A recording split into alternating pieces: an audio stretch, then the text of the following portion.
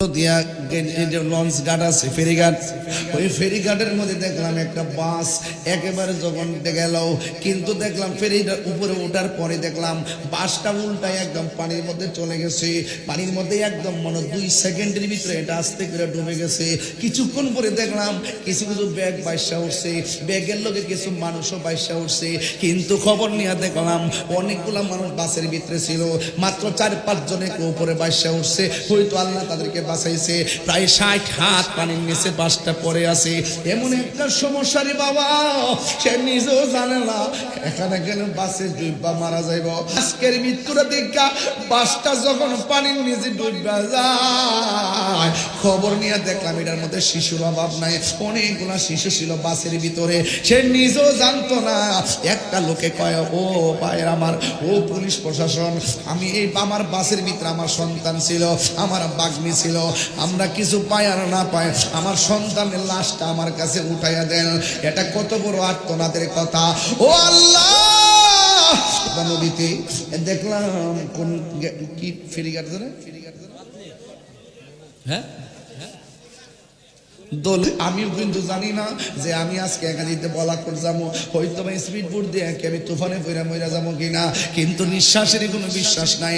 আজকের মাহফিল এমন হতে পারে কারো জন্য শেষ মাহফিল রে আব্বা। বাহাদুরি করিস না রে বাবা, ও মুরব্বী বাবা, বাহাদুরি করার দরকার নাই রে আব্বা।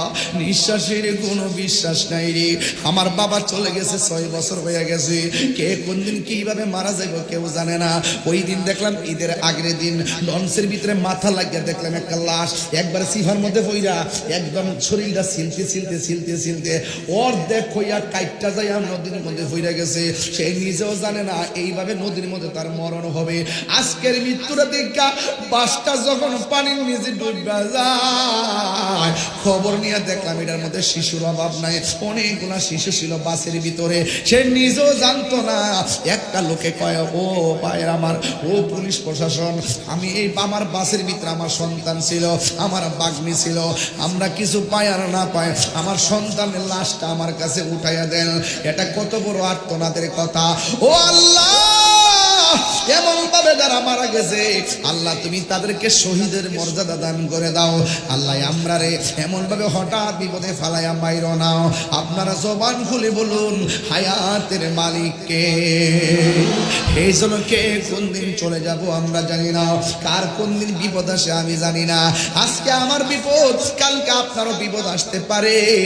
এই জন্য আমি প্রায় সময় মাহফিলে বলে থাকি, আমার মরণের কতদিন বাকি আমি জানিলাম না গো আল্লাহ, মরণের কতদিন। আমার যুবক ভাইরা একটা মহব্বতে কন, আমার মরণ। আজকের মৃত্যুটা দেখা বাসটা যখন পানির নিচে ডুববা যায়, খবর নিয়ে দেখলাম এটার মধ্যে শিশুর অভাব নাই, অনেকগুলা শিশু ছিল বাসের ভিতরে। সে নিজেও জানতো না। একটা লোকে কয়, ও ভাইয়ের আমার, ও পুলিশ প্রশাসন, আমি এই আমার বাসের ভিতরে আমার সন্তান ছিল, আমার বাগ্নি ছিল, আমরা কিছু পাই আর না পাই আমার সন্তানের লাশটা আমার কাছে উঠাইয়া দেন। এটা কত বড় আর্তনাদের কথা। ও আল্লাহ, এমন ভাবে যারা মারা গেছে আল্লাহ তুমি তাদেরকে শহীদের মর্যাদা দান করে দাও। আল্লাহ আমরা রে এমন ভাবে হঠাৎ বিপদে ফালাইয়া মাইরো নাও। আপনারা জবান খুলে বলুন, হায়াতের মালিক কে? এই জন্য কে কোন দিন চলে যাব আমরা জানি না, কার কোন দিন বিপদ আসে আমি জানি না। আজকে আমার বিপদ, কালকে আপনারও বিপদ আসতে পারে। এই জন্য আমি প্রায় সময় মাহফিলে বলে থাকি, আমার মরণের কতদিন বাকি আমি জানিলাম না গো আল্লাহ, মরণের কতদিন। আমার যুবক ভাইরা একটা মহব্বতে কন, আমার মরণ।